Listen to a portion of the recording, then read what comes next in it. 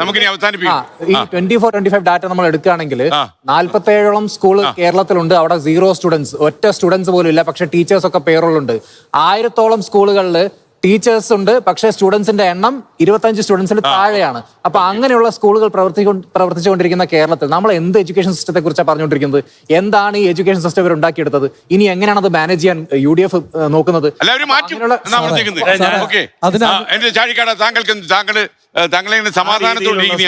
ആ രീതിയിലുള്ള സ്കൂളുകൾ ഇനിയും വേണ്ട എന്നാണോ പറഞ്ഞു വരുന്നത്? അല്ല, 0 സ്റ്റുഡൻറ് സ്കൂൾ വേണമെന്നാണ് പറയുന്നത്. 0 സ്റ്റുഡൻറ് സ്കൂൾ വേണം.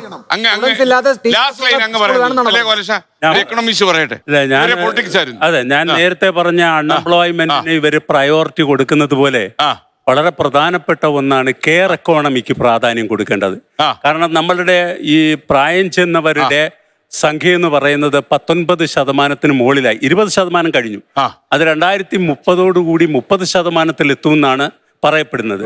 അപ്പൊ കഴിഞ്ഞ ലാസ്റ്റ് ബഡ്ജറ്റ് വയോജന ബഡ്ജറ്റ് എന്നും പറഞ്ഞൊരു സംഭവം അവതരിപ്പിച്ചിട്ടുണ്ട്.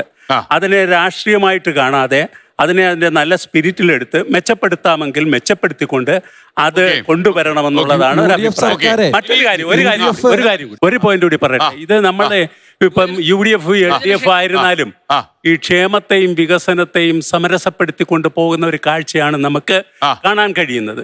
അതിൻ്റെ സ്പിരിറ്റ് ഉൾക്കൊണ്ടുകൊണ്ട് ഒരു സുസ്ഥിര വികസന മാതൃകയിൽ തന്നെ പോകണം. അവിടെ എനിക്ക് പറയാനുള്ളത്, ഇന്നുവരെ ഉണ്ടായിട്ടുള്ള രാഷ്ട്രീയ വൈരാഗ്യങ്ങളൊക്കെ ഉപേക്ഷിച്ച് ഒരു പുതിയ രാഷ്ട്രീയ സൗഹാർദ്ദത്തിലൂടെ മുന്നോട്ട് പോയാലേ സംസ്ഥാനം നടക്കാൻ പോകുന്ന കാര്യമല്ല. യുവജനക്ഷേമവുമായിട്ട് ബന്ധപ്പെട്ടേ ഞങ്ങൾ യുവ അഭിഭാഷകർക്ക് സ്റ്റൈഫൻഡ് എന്നുള്ളത് കുറെ കാലമായിട്ടുള്ള ഒരു ആവശ്യമായിരുന്നു. അത് LDF സർക്കാർ പ്രഖ്യാപിച്ചിട്ടുണ്ട്. അത് നടപ്പാക്കാനുള്ള കാര്യങ്ങൾ വരുന്ന ഗവൺമെന്റ് ടേക്കപ്പ് ചെയ്യോ ഇല്ലയോ? അഭിഭാഷകനാണോ? തീർച്ചയായും മനസ്സിലായി.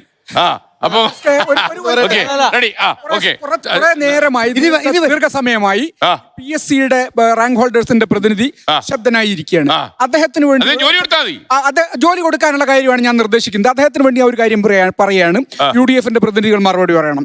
കേരളത്തിൽ ആയിരക്കണക്കിന് എയ്ഡഡ് സ്കൂളുകൾ സ്വകാര്യ മാനേജർമാർ ശമ്പളം കൊടുക്കുന്നത് സർക്കാരാണ്. സ്വകാര്യ മാനേജർമാർ നിയമനം നടത്തി ലക്ഷക്കണക്കിന് ഉറുപ്പിക കൈക്കൂലി വാങ്ങിക്കൊണ്ട് നിയമനം നടത്തുകയാണ്. ഇത് PSCയിലൂടെ ജോലി കാത്തിരിക്കുന്ന ചെറുപ്പക്കാർക്കുള്ള വലിയ തോതിലുള്ള തിരിച്ചടിയാണ്.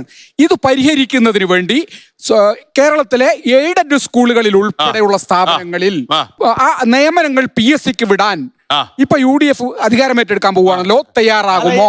സന്തോഷമുണ്ട്. പിണറായി വിജയൻ ഭരിച്ചിട്ട് എനിക്കൊരു സന്തോഷമുണ്ട്.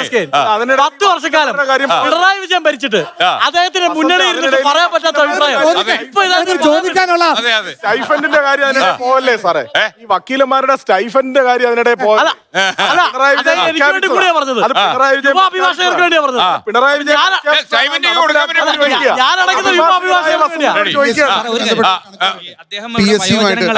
കെയർ ചെയ്യണമെന്ന് അദ്ദേഹം എക്കണോമിക് വിദഗ്ധനായിട്ടുള്ള അദ്ദേഹം സംസാരിച്ചു കഴിഞ്ഞു.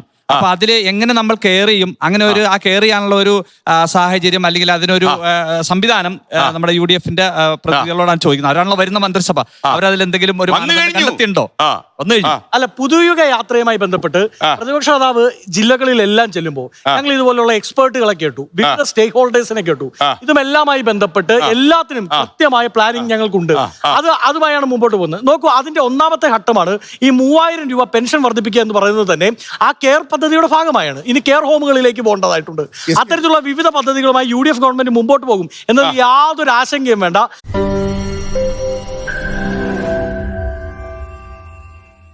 ലോകത്തെവിടെയായാലും ഏത് സമയത്തും 24 വാർത്തകളും ഓഗ്മെന്റഡ് റിയാലിറ്റി പാക്കേജുകളും എക്സ്പ്ലെയിനറുകളും വിശദമായി കാണാൻ ഞങ്ങളുടെ YouTube ചാനൽ നിങ്ങൾക്ക് സബ്സ്ക്രൈബ് ചെയ്യാം.